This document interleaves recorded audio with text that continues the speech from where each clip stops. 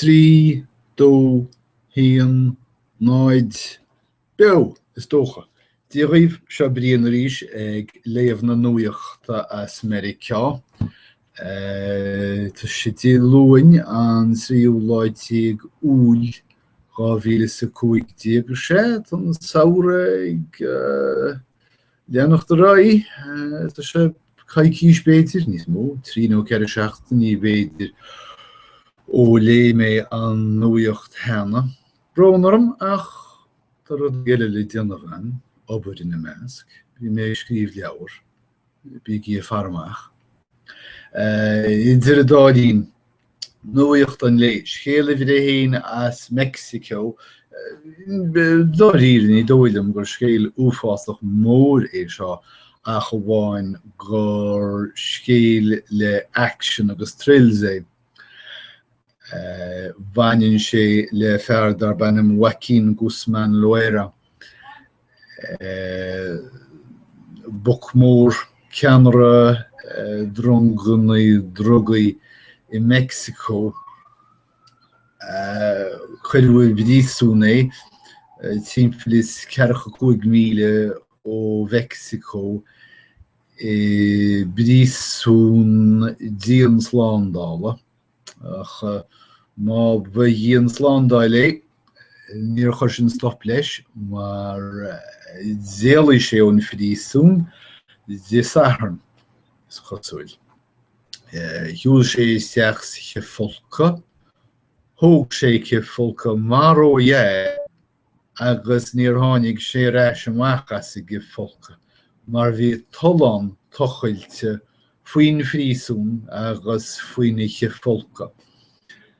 Míle rad, tollán unsophisticated fad, bhí i rún amháin solas ráí le glúsrothair speisialta chun an chlé iompar amachchas tollán, agus is tríd tollán seo a déalaí Joaquín. Tá fergan dain rialtas Meiricea, tá siad ag go phríomháideach ag tuairt le fios go bhfuil botú nuafásach déanta ag Mexico gan an bhuc seo a chur thar teorann agus a phríosúnú sna stáitianta. Má sé, tá sé éalathe ní bhaidh sé tíocht aráis go lua. An rud is mó is iontaí domsa faoin scéal seo ná gur éalaí sé hena trí tholáin, agus gur bíad toláin an chóir sóirt a bhí aige.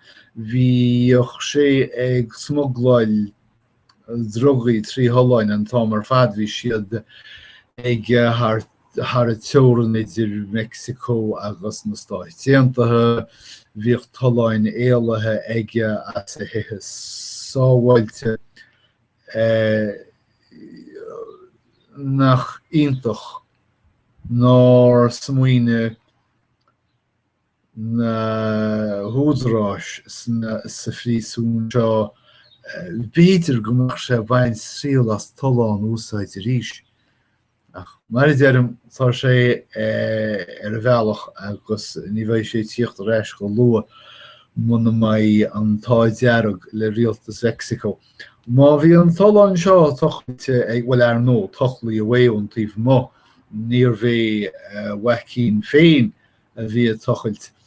Agus má bhí tochailt ar siúl ón taobh mo, bhí plean éilethe freisin ón taobh mo, agus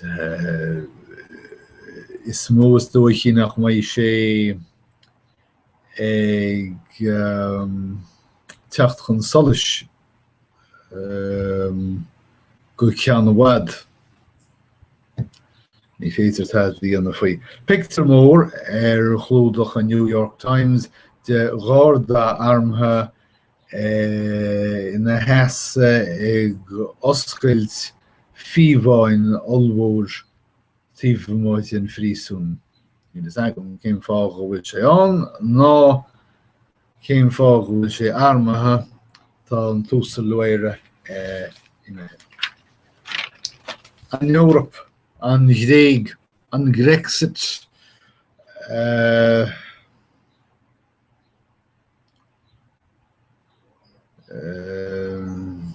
fíocha na Gréige. Tá an Ghréig tríis ní, rábhí, tríbhí, sébhí a chaithfh ag margail le rialtas an Aontais Eorpaí faoi ceart bhí chearta dhéanam.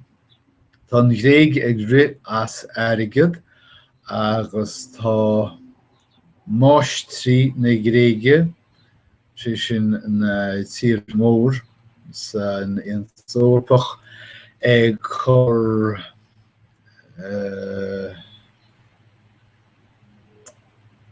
ag brú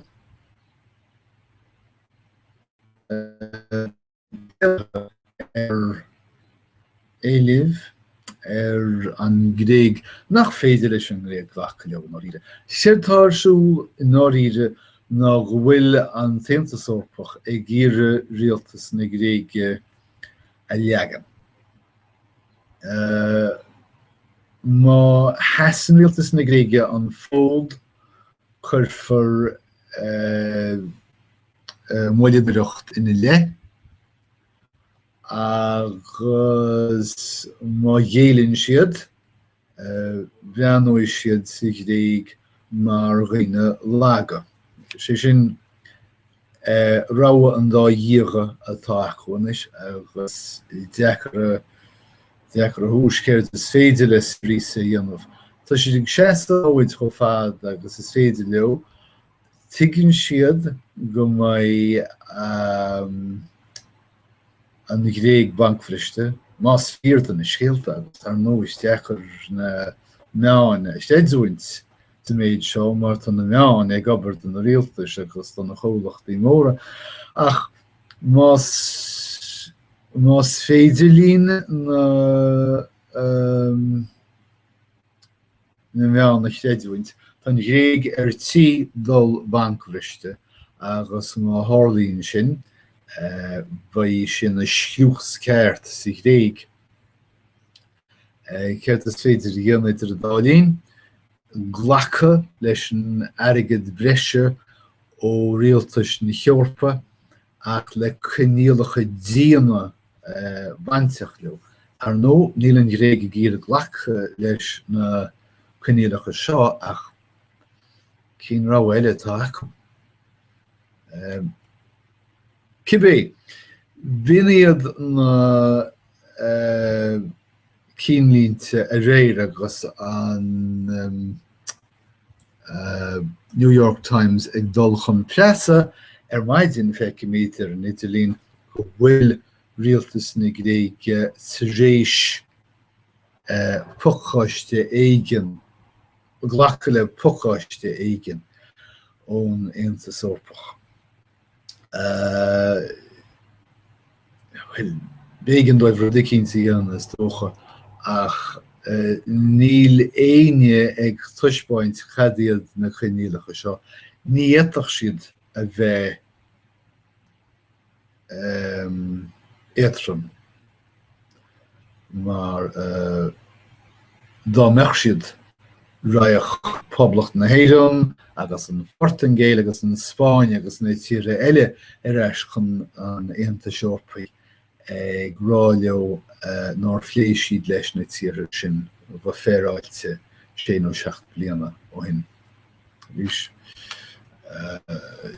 an Aontais Eorpach atá an locht rinne siad san é seo, bhí acu cén sort tír an Gréig nuair a lig siad isteach sa Eurozone iad agus tá siad a fáil amachchan is nach féidir leis an Gréig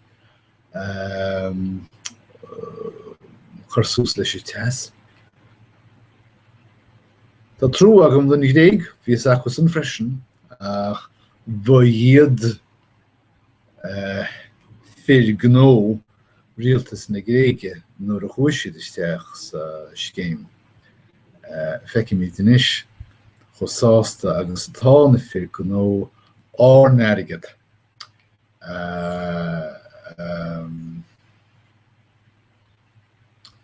leagan ar a gapel.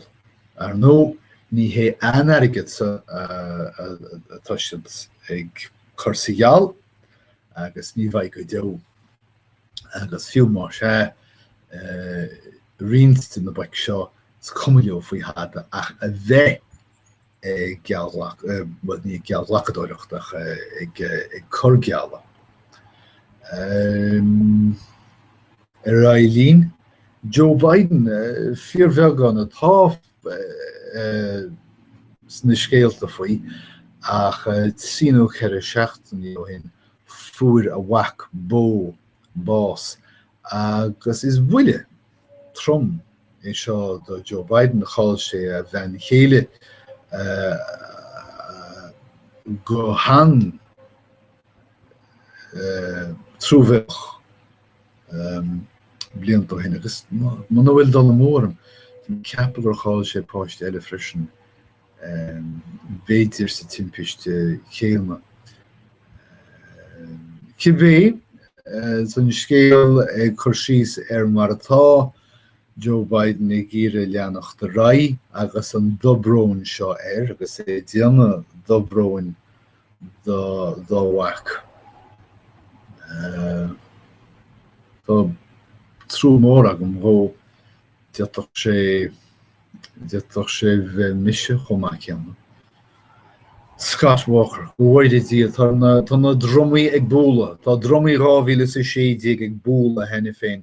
Tá sé míúil agus de réir dealarmh by Scott Walker ag dolisteach sa rás uachtaránachta réamh háchain, ní rás uachtaránachta ag go fóil. In neamh bhaid sé ag fógrú iarthóireachta in neamh. Tugtar na fios gur fear baránach, an é sin an focail atá bhain. Bhí cheart an focail atá. Tá sam bheitham. Tá sín siad a baránach, ní is ag an céim ar a síochtna sé barántas, baráiste, barántúil. Barántúil, bín an focail. Tá Scott Walker ag gíre bheith barántúil ach más é sin an íomhá tá sé ag chorchan cín tuigeann sé freisin go gaithe sé íomhá cliste a chorchan cín chosúil nach bhfuil a gairí leis agus tá sé go scéal faoi feidbliocht. Scéal feidbliochta faoi feidbliocht is é seo. Ar nó tá na hiarthóirí seo go léir ó nóméad bháin go nóméad eile ag chur presráitis amach nach bhfuil cíalar be leo chun ard na meán a haingt agus sinna tásúlaigh Scott Walker. Idir dálín níl sagam céimhéid iarthóirí atá ar bord do ananúchan na boblachtánaach. Níl in Scott Walker ach ifir I dé nó ifir a chuigdíag faoi seo. Ina measc sláánna scéalaí Donald Trump ceann in na Hamadáin is mór dam agus duine a híalfaí haing geoch drochail ar I terma entrepreneur ach ní hé. Sílim gur level áidethe gur even leis an dam mór an teachtracht amadaach seo atá sé ag críomhscríle. Get is éidir dhéanamh der siad féin tú na governóirí a thuileann tú agus scaití sílim go bhfuil Chris Christie nó Scott Walker nó Donald Trump nó céir sanam den Amazon sin as Alaska Palin, Sarah Palin. Go bhfuil na daine seo tiltte ag pobl Mheiriceá. Now, níl is agam cén réilge a chuirfí gig. Agus níl mé caint inis gig ceúil ach gig aibre. Bhainnean an scéal seo leis an seirbhís Uber agus tá rinnte seirbhís eile Lyft.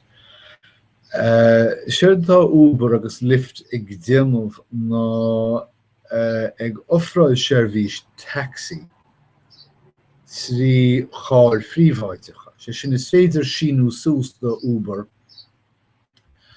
mar gan phríomháiteach agus an sin fanan tú go dtí go nglaíonn duine cinteart ag lorg siab ó áit amháin go áit eile agus sin de dhig agus b'fhéidir go ndéanana siú tú $5 nó $10 nó $50 as.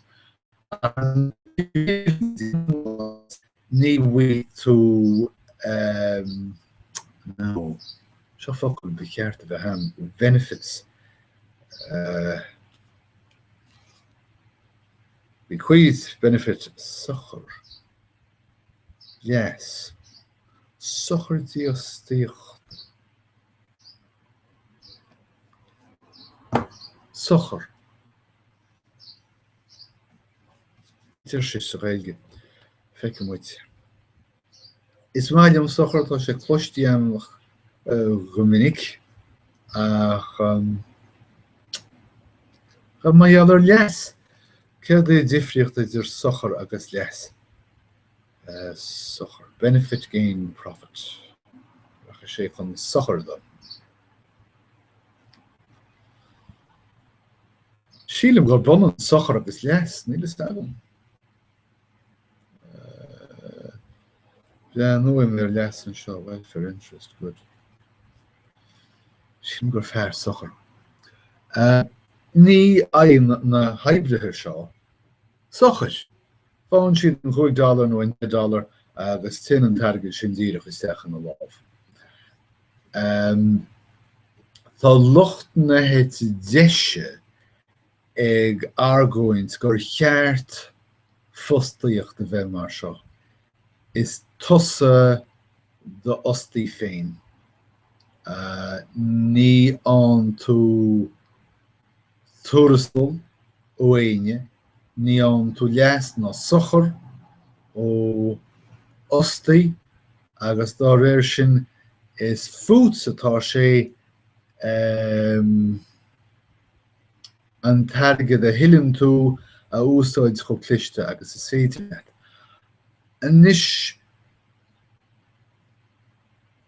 bhahan rudéis sin dá meach gach duine dam cho ma ilte agus cho cliste agus atá duine san úsbheannach me. Ach níl. Tá 8 fan géad de riine droch ilte agus impuls. Sin focail becheart a bheith an freisin. Faoi tionchar, níl mé bhean os a bhoclór nus na mé smoine, faoi tionchar mianta. Máidim sin. Tá 8 fan géad de riine faoi tionchar omláin a mianta. Agus níl an féin smacht acu an targad sin a chur sa bhainc nó íc amach fáchaine áirithis. Agus mar sin tíon cearacha bliain a thart, 50 bliain a thart, agus éiríonn siad sean, bhíon cóidú sláinte ag teastáil wathe agus níl éon rud mar díoc siad an targad go léir ar a widescreen television cearacha bliain nó hain, agus bheor agus via agus an highlife. Dearan go bhfuil gohfuil an chuid is mó de riine mar sin. Agus mar sin ní racha an gig economy, an buzz phrase nua. Ní racha an gig economy chun leasa aine. Bhí mé ag gíre an focail impuls a lorg an seo agus bhí ceartm sin gama mar is maithe an focail. Spreaga, talam, spire. Spire. Smaide mún focail sin spire. Ní chean blóin an focail talam leis. Spreaga, ní hé sin an focail a ghirid. Riag sin cean nuan ar chúla mé riamh. Feice muid in sa réilge cin taisteach an bhéarla tá riag. Impulse, spasm, fit. Ní. Bhean nó mé spire. Sílim gur bun an spire agus ar an céanna. Ar féidir spire go bhúla mar stroke. Spire. Sé, fit of anger, dír a ré. Impulsive talan nach beter nach mai an dar rawaga ma glacca le talan ach ní hé talan an focail a Rome súlis. Tarishkins tetin talan, impuls, whim, talan ferige. Nou, seo focail dan nuadam. Arno, cheangel mis an focail le talent. Ach is chosúil go bhfuil cíal rúchasach leis an bhocail nach raibh san talan. So mar sin sah talanach taidach. An focail sin an frisin ach sílim gur bonan sin agus spáirach taidach. Ja nó mu ar taidach an seo. Ach sílim má bhíonn tú taidach bhíonn tú soglúiste ag ferrig. Sé go dír ré taidach sa bólan mócháin go héasca. Riagach lua intinach. Toch! Dus je lua intinach agus war sé an fear gan smoine fai. Lua intinach. Dear nach mai sé sa lokla fekkin it. Loose rain. Smile. Lua intinach, hasty, impulsive, fickle. Ach no, talanach, boye talanach an focail a bhí wim, sílim. Tá daine ró halanach. Má thugann tú cad a gin dóibh. Má thugam iad cad a gin dóibh. Ici siad caithi siad a go deargad many pedis